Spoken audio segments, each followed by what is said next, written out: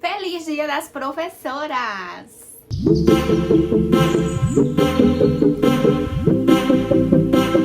No vídeo de hoje nós vamos falar um pouquinho sobre uma questão muito importante que afeta diretamente a vida de milhares de mulheres no Brasil, que é a sobrecarga das professoras, cuja missão, cuja exigência é para além de ensinar. Enquanto são cobradas para desempenhar um papel maternal dentro da sala de aula, professores homens podem focar exclusivamente em serem vistos como profissionais. E esse vídeo é um convite para que a gente analise e reflita um pouco sobre como esse cenário se formou, quais são os impactos disso no ambiente educacional e como esses estereótipos de gênero estão presentes na sala de aula e limitam as oportunidades e o reconhecimento das mulheres nessa profissão. Eu costumo dizer que o Brasil é um país de professoras e eu vou trazer alguns dados para ilustrar isso para vocês. Nas creches, segundo o censo de 2022, 97,2% dos profissionais são mulheres. Na pré-escola, esse número chega a 94,2%. No ensino fundamental, 77% dos profissionais são mulheres. Os dados, eles refletem a realidade de que ao longo da história da educação infantil e básica, ela foi majoritariamente atribuída às mulheres. Mas essa predominância numérica não reflete necessariamente uma igualdade de condições ou de reconhecimento para essas profissionais. E a questão vai muito além de uma simples diferença de gênero, que já não é simples, né? Mas as professoras são frequentemente cobradas para exercer um papel que transcende o ensino. Elas precisam ser maternais, elas precisam cuidar, elas precisam zelar pelos alunos, enquanto na maioria das vezes os professores homens podem se concentrar exclusivamente em exercer seu papel enquanto profissional da educação. E isso revela uma desigualdade invisível, pouco falada, mas que está profundamente enraizada e que impõe às professoras essa dupla responsabilidade, a de cuidar e a de ensinar. Historicamente, o trabalho de cuidado foi atribuído às mulheres e tido como uma vocação natural, como a gente já sabe, como a gente já debateu em alguns momentos também para além desse vídeo. Ser professora foi uma das poucas profissões permitidas e socialmente aceitas para nós mulheres, justamente por estar ligada a uma ideia de cuidado. Mas essa visão também carrega limitações. O reforço social de que as mulheres são mais aptas para educar impacta na forma como as professoras são vistas e na forma como nós professoras temos nossas oportunidades limitadas e reforça também estereótipos que nos mantêm presas a papéis tradicionais. Essa cobrança extra, a falta de reconhecimento equitativo, reflete também na desigualdade simbólica que a gente vai tentar refletir aqui nesse vídeo. Afinal, as professoras têm direito a exercer sua profissão sem que haja um peso, uma obrigação de ser cuidadora. Esse peso, ele não deve recair sobre os nossos ombros, criando uma demanda emocional e profissional totalmente desproporcional.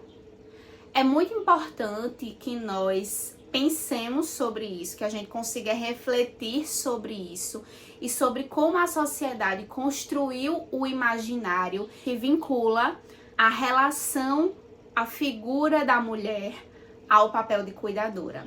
Na educação, essa expectativa é muito evidente. As professoras não só ensinam, mas também são cobradas a desempenhar uma função emocional que vai além do papel pedagógico. Gente, Paulo Freire já falava sobre isso lá atrás.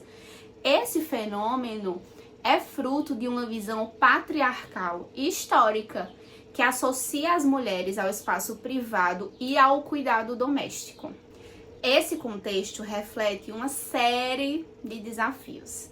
Primeiro, A sobrecarga emocional que recai sobre as professoras, porque o ato de cuidar, que deveria ser uma escolha, é visto como uma obrigação profissional implícita no nosso papel docente.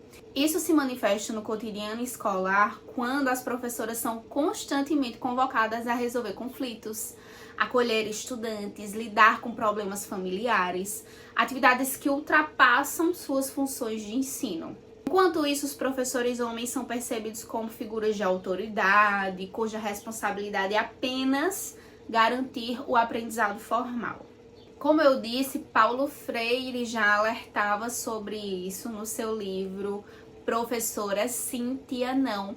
E sempre que eu trago esse livro ou que eu cito e indico essa leitura nas redes sociais, parece um divisor de águas entre os profissionais da área da educação, porque muitos se colocam contra e outros a favor. Alguns falam que é impossível não existir afetividade na sala de aula. E quando Paulo Freire diz que a professora precisa ser chamada de professora e não de tia, ele não anula a sensibilidade dessa profissional, ele não anula a afetividade. O que ele quer dizer é que a professora não é uma extensão de alguém da família que tem por obrigação cuidar e apenas cuidar dessa criança, mas sim que a professora é uma profissional com conhecimento técnico e que estuda para estar ali, que ela é uma profissional e deve ser paga para isso, e que tem todo o aparato e embasamento técnico e teórico para desempenhar o seu papel profissional ali dentro. A afetividade, a relação docente-estudante deve ser uma relação de confiança, deve ser uma relação de respeito mútuo. O profissional, independente do gênero, deve estar em sala de aula com um olhar sensível, mas isso não quer dizer que, por ser homem, ele não deva ter esse olhar sensível, e nem quer dizer que, por ser mulher, vai ser algo natural, biologicamente natural para ela. Nós precisamos ter sensibilidade com os nossos estudantes em sala de aula, porque somos empáticos. Nós devemos ter um olhar próximo e afetivo para os nossos estudantes, porque estamos, afinal, lidando com pessoas. Porque estamos ali em um momento de construção do conhecimento, e esse é um dos fatores que são importantes para contribuir para o desenvolvimento social, emocional e cognitivo dos estudantes, e não simplesmente por sermos mulheres. Eu já ouvi, inclusive, o relato de uma colega de profissão que precisou ouvir de uma mãe de aluno que ela seria uma professora melhor quando ela fosse mãe. Mas a maternidade e a docência são esferas e atuações completamente diferentes. Eu não vou cuidar melhor do seu filho ou tratá-lo melhor se eu for mãe. Eu vou tratá-lo melhor e com mais empatia em sala de aula se eu for uma professora que compreende que a afetividade também é significativa no processo de desenvolvimento cognitivo. E isso eu consigo entender, compreender e promover na minha sala de aula, independente se eu for homem ou mulher. O fato de existirem professores homens não validam eles serem grosseiros em sala de aula com os estudantes ou não terem um mínimo de sensibilidade e respeito para com os estudantes. E o fato de eu ser mulher não quer dizer que eu vá ter tudo isso como algo inato e biológico. Além disso, o próprio sistema educacional, ao reproduzir essas dinâmicas, muitas vezes reforça essas expectativas de uma maneira sutil. A predominância de mulheres em cargos de direção nas escolas, que chega a ser 80% segundo o censo escolar de 2022, pode parecer à primeira vista um sinal de avanço, um sinal de representatividade de mulheres nesses espaços de liderança. No entanto, esse dado deve ser analisado com um pouquinho mais de cuidado, porque muitas dessas posições, embora pareçam de poder, estão frequentemente associadas a tarefas administrativas e de cuidado reforçando essa ideia de que a mulher obrigatoriamente deve gerenciar e acolher.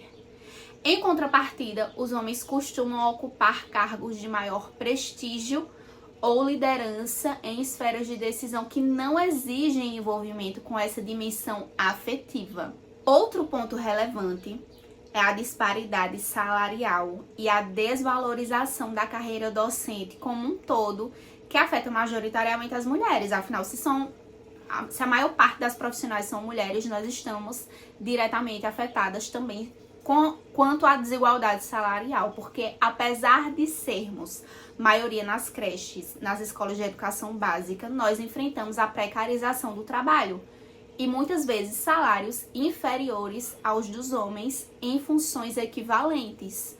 A baixa remuneração e as condições de trabalho precárias reforçam a ideia de que o ensino, especialmente nos primeiros anos escolares, é uma extensão do trabalho doméstico destinado ao cuidado e, por isso, consequentemente, menos valorizado.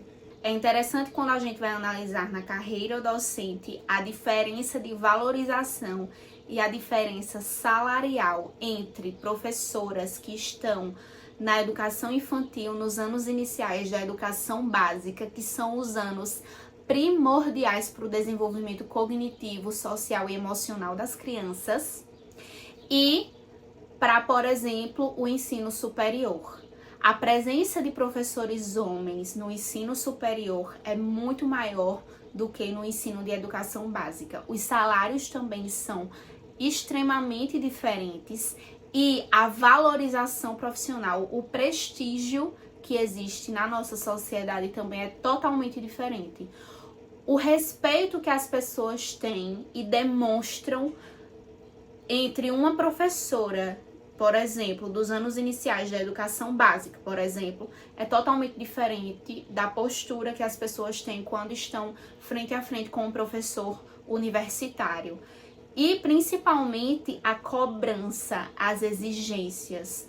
Uma professora dos anos iniciais, por exemplo, do ensino fundamental, tem toda uma gama de estratégias para ensinar em sala de aula. E é exigido dela que ela cuide das crianças como se fossem seus próprios filhos. Inclusive, muitas famílias querem que a professora cuide individualmente dos seus filhos, como se não existissem outras crianças na sala de aula.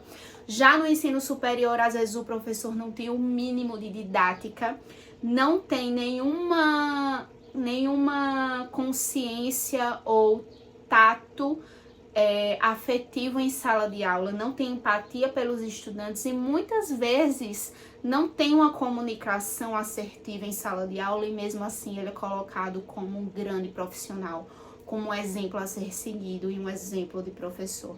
Então a gente percebe que assim uma diferença gigantesca no trato, na valorização desses profissionais. E afinal, existe um professor que é mais importante que o outro? É necessário questionar essas estruturas de poder, propor uma educação que valorize de uma maneira equitativa o papel de todas e de todos, sem sobrecarregar as professoras com expectativas que vão para além de seu trabalho pedagógico. E aí o grande desafio que se coloca aí para o nosso futuro é criar um ambiente educacional que seja mais inclusivo e justo, em que as mulheres possam ser reconhecidas por sua competência profissional e onde os papéis de cuidado sejam distribuídos sem estereótipos de gênero. Desconstruir a ideia de que a função da professora é cuidar antes de ensinar é um passo muito importante para a construção de uma educação que promova igualdade de gênero e justiça social. Diante de tudo isso, eu convido vocês a pensarem um pouco mais sobre a importância dessa profissão na nossa sociedade. Afinal, não somos professoras por amor, somos professoras sim com uma força motriz de mudar a sociedade em que vivemos, de transformar a realidade de onde viemos e talvez a realidade de outras pessoas, se conseguirmos, mas nada disso é vocacional, nada disso é sem consciência dos nossos direitos, do nosso valor e da importância da nossa atuação. Um beijo, feliz dia das professoras e professores e até o nosso próximo bate-papo. Tchau!